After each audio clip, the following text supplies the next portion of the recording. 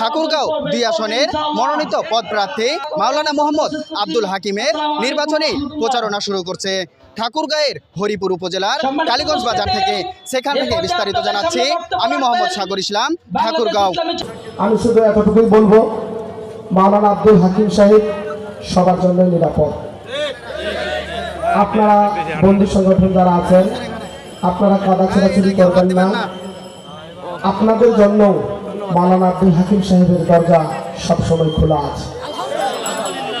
অতএব যারা নিরাপদে বাড়িতে এখন ঘুমাতে পারছেন না, তাদের উদ্দেশ্য বলবো, আপনারা নিরাপদে বাড়িতে ঘুমাতে পারবেন। মাওলানা আব্দুল হাকিম সাহেবের প্রশস্ত চিত্তে সকলকে ধারণ করার মতো ক্ষমতা আছে। অতএব ভোট দিব কোথায়? ভোট দিব কোথায়?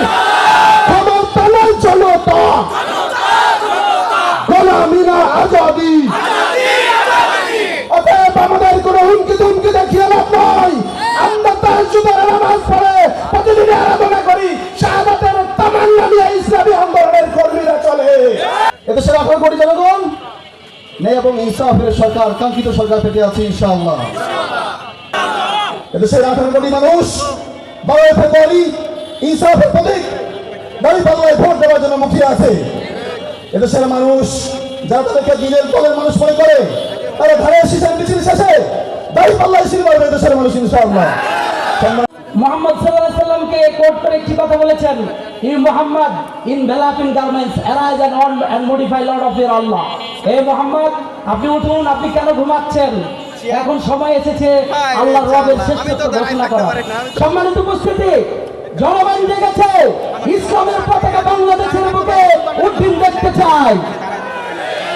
বিরোধী শক্তি যতই চক্রান্ত করুক না কেন, আমরা এই রক্তচক্ষুকে কখনো ভয় পাইনি, পাবো না ইনশাআল্লাহ। বাংলাদেশের মাটি, ইসলামের ঘাঁটি, বিশেষ করে হরিপুর উপজেলার মাটি, মাওলানা আব্দুল হাকিমের ঘাঁটি, এই কথা আমরা আগামী 12 তারিখে প্রমাণ করে দেব ইনশাআল্লাহ।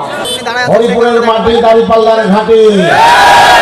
আমরা দেশ স্বাধীনের 54 বছর ইতিমধ্যে পার করেছি। 54 বছরের 4টি বড় দলের মধ্যে 3টি দলকে ক্ষমতায় পেয়েছি।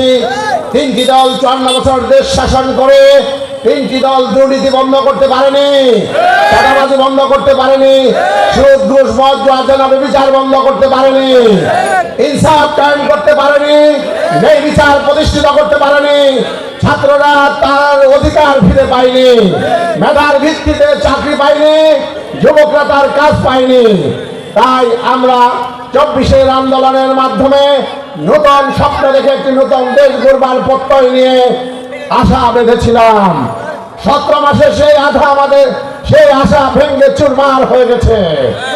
17 মাস আগে যেমন দেশটি ছিল, যেমন দুর্নীতি ছিল, যেমন চাঁদাবাজি ছিল, যেমন টেন্ডারবাজি ছিল, 17 মাস পরেও আবার একই সূত্রে গাঁথা একটি দলের নেতা কর্মীরা এই কাজগুলি করে। প্রয়োজনের বদরের যুদ্ধ সর্বপ্রথম হয়েছে। এর আগে ছোট ছোট যুদ্ধ হলেও প্রথম যুদ্ধ ছিল বদর যুদ্ধ। ইসলাম থাকবে নাই কুফর থাকবে। আল্লাহ রাসূল সাল্লাল্লাহু আলাইহি ওয়াসাল্লাম সিজদায় পড়ে আল্লাহ পাকের দরবারে কেঁদেছিলেন সাহায্যের জন্য। বিশ্ব নবী যদি সাহায্যের জন্য সিজদায় পড়ে কাঁদে, আমাদের সাহায্যের প্রয়োজন থাকলে সিজদা দেওয়ার প্রয়োজন আছে না? চোখের পানি দরকার আছে না? এই জন্য আমাদের সাহায্য লাগবে। 2টি কাজ করতে হবে, একটা আল্লাহর সাহায্য, আর একটা হচ্ছে বাহ্যিক কাজ।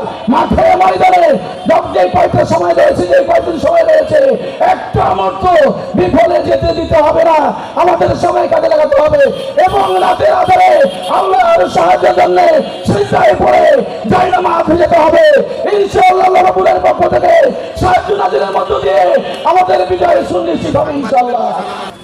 বিগত 3টি নির্বাচনে এদেশের আজকের 35 বছরের যুবক যারা, তারা ভোট দেওয়া তো দূরের কথা, ভোট কেন্দ্রে যাইতেও পারে না। কাজেই এই যুবকদের এটি হচ্ছে প্রথম ভোট। এই নির্বাচনটা এদেশের জন্য অত্যন্ত গুরুত্বপূর্ণ, কারণ কথা বলার অধিকার ছিল না, বাক স্বাধীনতা হরণ করা হয়েছিল। এই 16 বছরে ইসলামের কণ্ঠ রোধ করা হয়েছিল, আলেম ওলামাদের উপরে জুলুম করা হয়েছিল। জামাত ইসলামের শীর্ষ 11 জন নেতাকে হয় জেলখানায় অথবা ফাঁসির কাছে ঝুলাইয়া মৃত্যু কার্যকর করা হয়েছে।